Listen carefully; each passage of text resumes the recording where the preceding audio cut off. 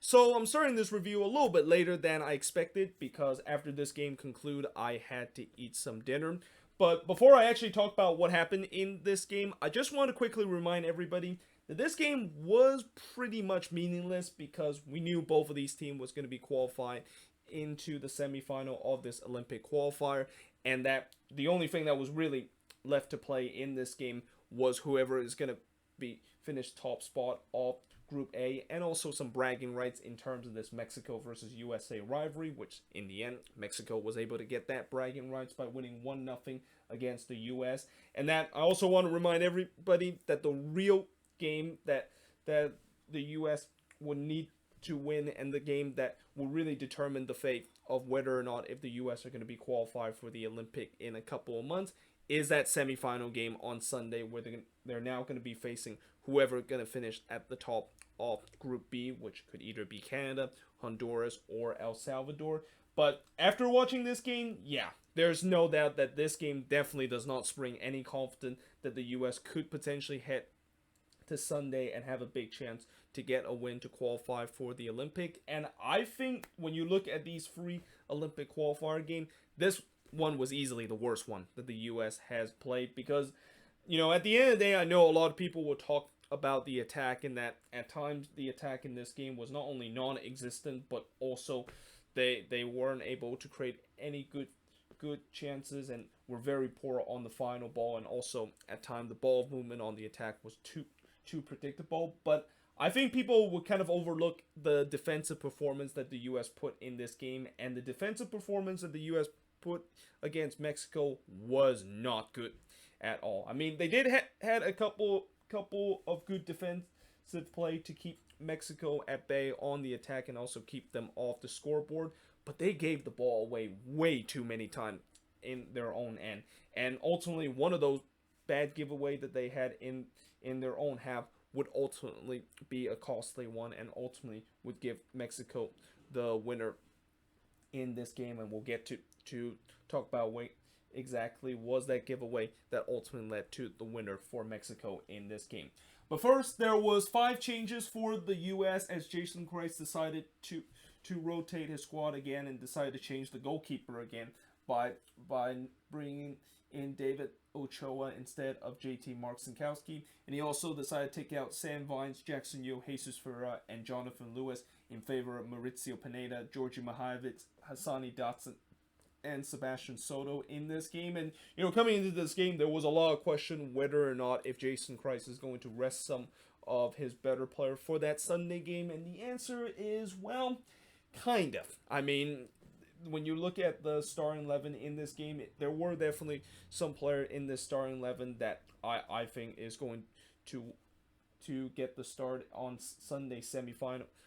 game when they play against the top team in Group B in the Olympic qualifier. But I really think the rotation was really kind of depend on if one of these U.S. player is going to be on yellow card accumulation, and that keep in mind in this tournament, yellow card accumulation seems to be very strict, where if you are going to pick up 2 yellow cards in this tournament, then you will be suspended for the next game. And knowing the fact that a couple of these guys that Jason Christ decided to pretty much rest in this game was probably already on yellow card accumulation, and that if they do get a yellow card in this game, then they will not be available for that crucial Sunday semifinal qualifying game against the top team in Group B in the Olympic qualifier. Now, in the first half, speaking of yellow card accumulation, I think John Strong kind of points out how there was no players from both of the starting 11 that was in trouble in terms of getting a yellow card and potentially getting suspended for the very next game. So it was pretty clear that both managers knew how they don't want to put a player that is already on a yellow card and risk it in this game, and that if he picks up another yellow card, he is not going to be available for the very next game. The first 5 minutes, I thought Mexico had all the possession and that the U.S. just cannot get out of their own half. Like, Mexico was putting the press on the U.S., and the U.S. just could not find a way to get out of the press for the first 5 minutes. Now, eventually they kind of did so, but I also thought that neither team really created much in the first 15 minutes of this game, and that it was kind of a very disjointed start to this game. And it also doesn't help the fact that it was kind of a little bit of a stop and go kind of game where there was just a lot of fouls committed in the first 15 minutes. And this is not surprised that there was going to be a lot of fouls that was committed in this game, because when you have a US versus Mexico game, challenges are going to be flying in there, and both teams are going to try to get into each other's faces and trying to get physical, and that there's going to be more fouls than your usual kind of Olympic qualifier or usual kind of game that is not a rivalry game. Now, Mexico did start to press for the opener around the 20th minute mark. Mauricio Pineda had a goal-saving tackle on Mayoga, who actually first completely done Julian Araujo, and then it looked like he was going through on goal, but Pineda with a last-ditch tackle to basically save the U.S. of potentially conceding a goal there. I thought Mauricio Pineda had a great game, and really a bounce-back game compared to his performance against Costa Rica, where he was probably one of the worst players in that game, and probably a player that I don't think a lot of U.S. fans was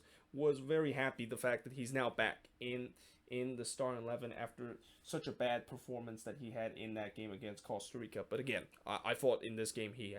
really had a bounce back game and was one of the better defender for this US U23 team. Then in the 39th minute, there was kind of a scary instant where the Mexico goalkeeper Mulligan was forced to be subbed off after he kind of was diving to kind of punch the ball away after a dangerous free kick ball was coming in from the U.S. But unfortunately, in that play, it looks like he suffered not only a nasty hand injury, but it looked like he kind of broke his arm in this injury, and it was definitely not something that you don't want to see a player to go through. So because of that, he of course was subbed off, and Mexico backup goalkeeper Gerardo was the one that is going to have to replace him after their starting goalkeeper in this game was forced to be subbed off. Then in the 44th minute, the breakthrough happened in this game, and the winning goal happened in this one, where former LA Galaxy attacker Otuna would score the opener in this game in the 44th minute. And again, this is where I talk about how with the U.S. giving the ball away a lot in this game, you knew eventually one of them was going to come back to haunt them, and this was the one that come back to haunt them. I mean, it was a shocking giveaway from Sebastian Soto. Although I will say that Oro Otuna does a good job to basically not only take the ball away from Soto, but also had a good solo effort to basically find some space and hit that one near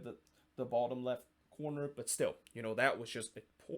poor giveaway from Soto, and really just an absolute gift that the U.S. gave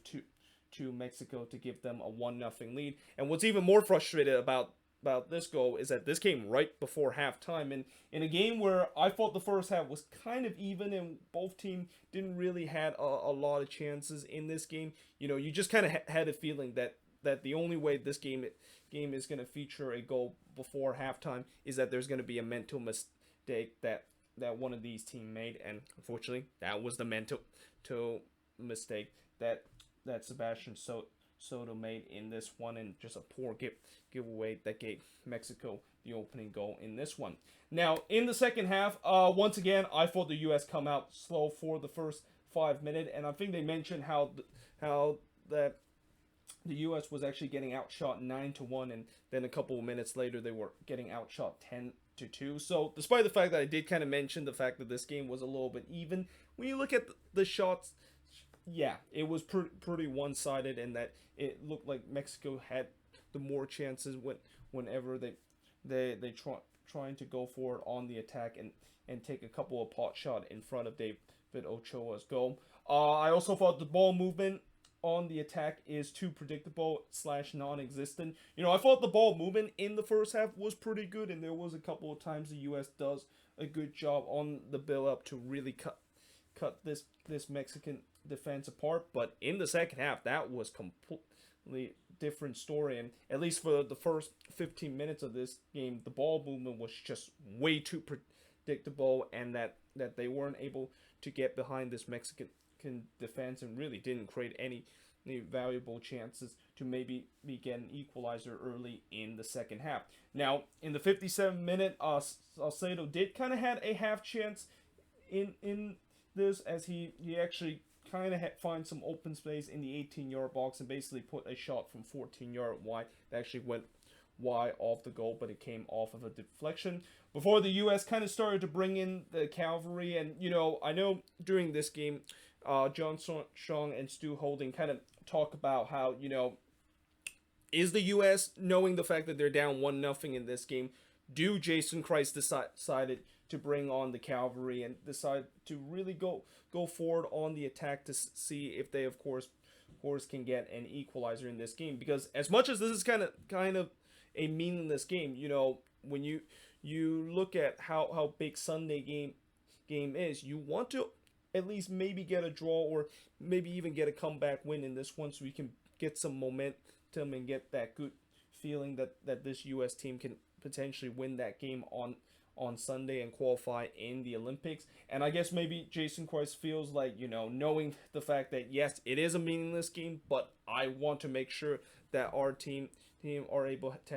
to get some confidence if we are able to score a goal to get an equalizer or get a draw out of this game. That's why I decided to bring in the cavalry and decided to bring in Jesus Ferreira and Jonathan Lewis. And Jesus Ferreira, they also mentioned he was also on a yellow card, so this was also kind of a risk where not only Jason Christ decided to bring in the cavalry, but he was bringing some guys that weren't supposed to play in this game because they were on a yellow card accumulation. And if Jesus Ferreira was going to get a yellow in this one, he would not be available for the very next game and for that crucial semifinal game on Sunday. Now, in the 65th minute, the U.S. pressed for the equalizer, as expected, after they bring in the cavalry and bring in some attacking subs during the hour mark. Then Vega actually scored, and by the way, this is not Daniel Vega, but the Vega from the Mexican U23 team scored a goal that looks like it was going to be 2-0 for Mexico, but it was disallowed because he fouled Pineda to try to get some space. And it was actually a lovely goal where he was able to shoot this one from long range and kind of chip Ochoa and hits this one into the back of the net. But before that, he of course clearly fouled Pineda to get space to have a chance to take a little chip shot over Ochoa head, and the score of course remained 1-0 up to that point. Then in the 83rd minute, things kind of got heated after Ochoa shoved a Mexican player to the ground. I think it was Vasquez, the one that he shoved to the ground, which was followed by the Pete chant. Now, the reason why Ochoa decided to shove that Mexican player to the ground was because that Mexican player actually blocked him as Ochoa was trying to start an attack for the U.S. and obviously Ochoa was not happy about that. It had some choice words in Spanish to that Mexican player, and then sooner or later things kind of got a little bit heated. Also, Ochoa did get a yellow card in this instant, but the good news about this is that at least Ochoa was not on yellow card accumulation. But yeah, things kind of definitely got heated during that point, and I think that was probably the hottest point in terms of both teams really get into each other's faces. Like, I didn't think this game was as heated as I thought it would happen, although I guess maybe because of the fact that there wasn't really a lot up at stake in this game besides the winner will get the top spot in Group A and also some bragging rights. Maybe that's why tempers wasn't as heated as it is the case. I mean, if both of these teams are going to meet each other in the finals of the Olympic qualifier, I can guarantee you it's going to definitely get more heated than this, and there's going to be a lot of pushing and shoving that's going to be happening in this game. But yeah, with time running out, the U.S. was trying to go on the attack and maybe sneak in a late goal to get an equalizer, but it just feels like they couldn't do it, and that they just couldn't break through that Mexican defense. And it feels like for the last 5 minutes, it was kind of looked like more that the Mexican U23 team could potentially get that second goal, and not only now getting the bragging rights over the U.S., but remind the U.S. about the whole 2-0 kind of joke, which fortunately that did not happen. But yeah, again, the US, they were kind of running out of ideas in the last couple of minutes, and it just never felt like they were going to get the equalizer, which in the end that of course was the case, as Mexico was able to win 1-0 against the US. And again, heading into Sunday, Jason Kreis definitely have some decision to make with the way that, when you look at these free games, I know he said before that there really isn't like a best starting 11, and he's still trying to kind of almost experiment and trying to see who exactly is going to be a standout player in this Olympic qualifier group stage, so that he can of course put them in the starting 11 for that crucial semifinal game. But when you look at this performance, and when you look at most of these guys that play in this game, that was kind of play big part in the first two games of this Olympic qualifier, it will definitely be very interesting to see who Jason Kreis is gonna sit like in the starting 11 in that semifinal game. And then it'll also be very interesting to see whether or not if the US are going to fix some of those mistakes that they had in the defense, and also most importantly, are they going to trying to work on doing much better on the attack. Because again, I know a lot of people coming out of this game, they will definitely talk about how the attack was really one of the biggest reasons why the US wasn't able to win this game. And they just lack any ideas when they get into the final third, and also at times just doesn't able to have any good ball movement to trying to cut out this Mexican back line. But either way, let me know in the comments below, what do you think of this game? And if you enjoyed this video, make sure you guys leave a like, smash the subscribe button. I of course will once again do another review and talk about that semifinal game when the US of course play against